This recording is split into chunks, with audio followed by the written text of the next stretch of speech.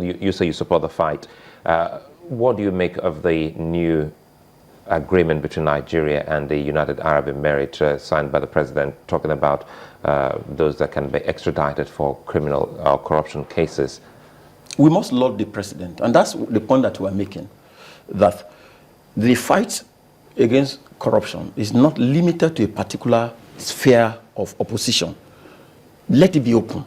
Go to America. The money that people have stolen is in Switzerland, it's in America, it's in Europe, anybody at all, whoever he is. So I must commend the president. When I read about that agreement, because they said many of our people are hiding in that place, let them be brought back and face their trial, and we will support the president 100%. If it's just money of opposition members?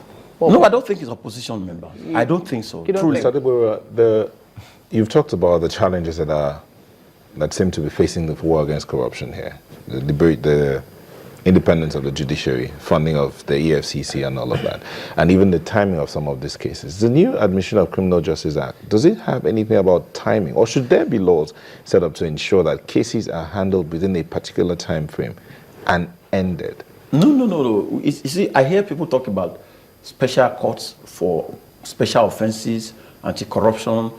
You can't achieve anything through that. There must be a holistic evaluation and reforming of the judiciary. The politicians tried that, and it has failed. They took when they saw the rot in the judiciary and the delay, they took away their own cases, election petitions, and amended the constitution to say you must conduct it in 180 days. What has happened? It has led to conflicting judgments. The judiciary has almost collapsed. And you heard the CJ say it, that is worried that the Court of Appeal in Calabar will be giving a judgment on Carida, the one in Lagos will be giving a different one.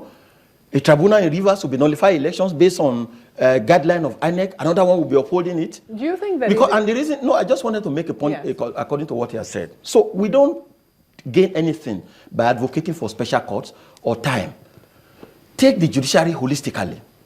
With the case of Saraki in the Code of Conduct Bureau, what we have seen clearly is that the more courts, the more judges we have, cases will go on.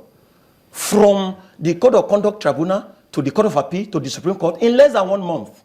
We have no problem with interlocutory applications. We have no problem with interlocutory proceedings. The problem we have is that the courts are congested with cases. There are not enough judges. Let me take a senator. He has a PA on research. He has a PA on media. Let me take a minister. He has PAs everywhere. Go to the courts. The judiciary has nobody to assist him in research. A judge sits in the morning from 9 a.m. till about 3 p.m. He doesn't rise. And when he gets to his chambers, he starts to research into cases. He has written in longhand. Check all the lives of all the chief judges of Lagos State that are retired. They have one challenge in sickness or the other. Because we're not caring for these people. When Justice Adekaya was retiring in the Supreme Court, she said, today, the only thing I regret is that I have no place I'm retiring to that I can call a home. Somebody who rose from the ranks of the High Court to the Supreme Court. You are not investing in the judiciary. You are not doing anything to really do the anti-corruption war. It's just arrest and bail and handcuff. So, and then when the cases collapse, you say judges are corrupt. You said the people are not working. Mr. Adegboruwa, so we've made the case for, you've made the case for the independence of the judiciary. If the judiciary is fully independent, do you think that we can hold, what do you think will be holding accountable in the judiciary? If the judiciary is independent, the chief judge of the state should be accountable for the judiciary. The chief judge of the Federal High Court, the president of the Court of Appeal, the chief justice of Nigeria, will be accountable for the various statutes of the judiciary that were committed unto them. But when they have to go cap in hand to the Attorney General to approve their budget, when they have to go cap in hand to the presidency, to the accountant general of the federation, he who pays the paper will take the team. In which case, do you think that judges, chief judges will need to grant interviews, for instance? Well, it's the NBA. The Nigerian Bar Association is the voice of judges. All over the world, judges are never heard. That is a tradition. The profession is conservative. You don't allow judges situations in which they speak, because indeed they will be attracting attention to themselves unduly. So the Nigerian Bar Association is the unofficial voice of the judges. It is within our constitution to advocate for a good welfare policy for judges. In the UK, when the salaries of judges are to be paid, they take a particular percentage and invest it in stocks, in shares. They can build estates and reserve it for them so that when they retire, they have something they're looking up to. So these are incentives against corruption. If you want to really fight the war against corruption, it's in terms of performance. Provide the good roads. The Pope today, if he's traveling anywhere, he goes by Alitalia. Because there's a national carrier in Rome that's better than any private jet you can think of. But in this country, the number of private jets exceed the public flights. So you go to the airport, your flight is always delayed, it's cancelled. So there's a temptation for you to say, if I get into power, I want to amass wealth to be able to buy my own jet. If I get into power, I want to amass wealth to be able to buy my own generator. But if there's electricity everywhere, vulcanizers are working, everybody is doing something to add to the economy. This war of corruption will have been killed at least about 80%. So when you are in government and you are not tackling the problems of infrastructure, there's no water, the hospitals are empty, the economy has no sense of direction, and every day you wake up and say anti-corruption. Every day, tomorrow anti-corruption, yesterday anti-corruption, next tomorrow anti-corruption. I mean, it will get to a time when a man who is hungry, the only thing he wants to get is food. A man who is thirsty, the only thing he needs is water. What we need in this country is that Lagos-Ibadan Expressway has considered a shame to everybody. With all respect and sense of remorse, the relative of the presidential advisor, spokesperson, had an accident on the Ibadan Expressway. May God bless her soul. So what we want is performance. And when you are doing that performance, along that performance, then you strengthen the institutions fighting corruption to be doing their job. Because that's a permanent war. Now we'll come back to the institutions where we started off. You talked about the EFCC a while ago, and now we'll come back to the institutions. We have the EFCC, the ICPC, and for some others, they say the police shouldn't be ignored in all of this, and they also have the anti-fraud unit. How can we really strengthen them? Because it will seem as if what we're seeing, we have seen it before. Every time you have a new leadership at the helms of affair, you get to see this renewed fight against corruption, and after a while, it dies down. So irrespective of who heads any of these institutions, how can we make it a very effective institution to the extent that they can be on auto drive by themselves? I think, for instance, in the stage you have gotten to in this country, there should be an EFCC office in every local government or in every state capital. Every state? Every state, at least every state. You don't have to go to Abuja to answer charges. Because we are running a federation. You don't have to come to Lagos. There should be an EFCC office in Warri or Asaba or somewhere in Enugu. That's one. Two, the police should be strengthened. So, please let me take you to Obalende and see the police barracks. It's collapsed. Virtually all policemen are sleeping in the rain. Or virtually all the barracks across the country. Look, when Lagos State saw that this has come to an epidemic level, they set up what they call the Security Trust Fund. Virtually all policemen in Lagos are superhuman beings. They are enjoying subventions from Lagos State. They buy cars for them. So Lagos State has unofficially taken over the police. And that's why you see there's success in the fight against crime in Lagos. Ogun State has started it. Virtually all the governors have taken over the police.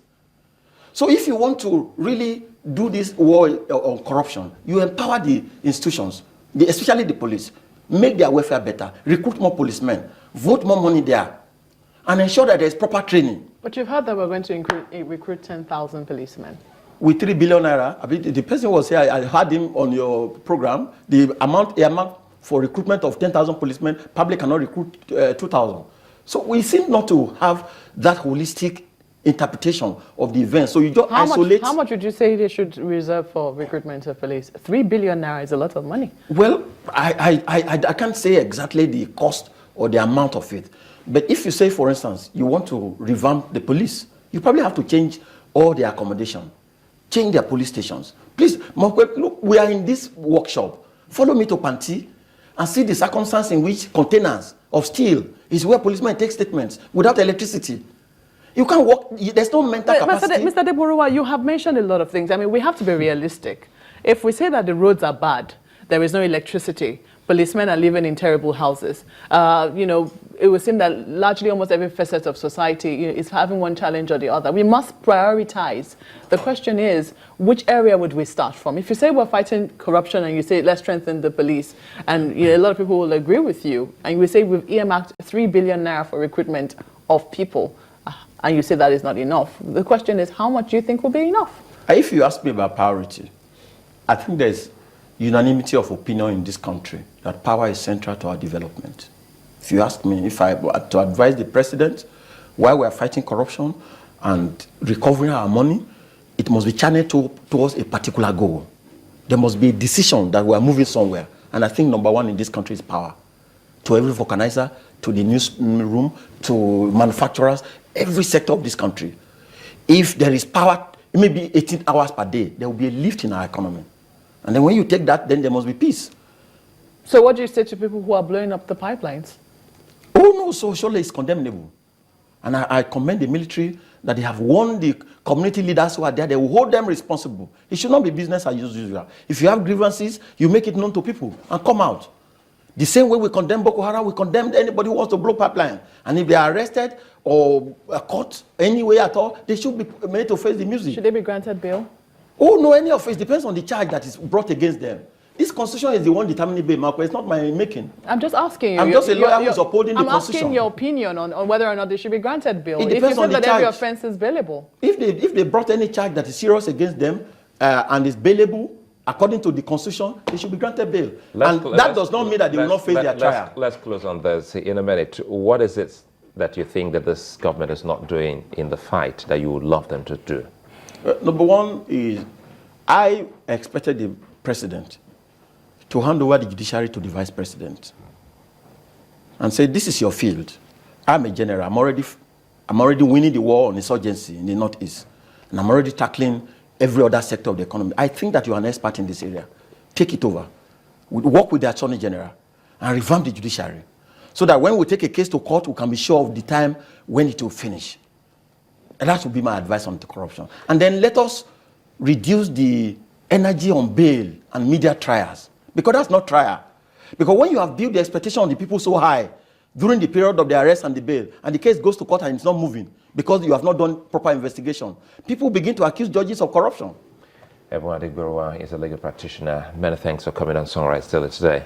It's my pleasure. We'll take a moment here on the program. We'll return shortly. Stay with us.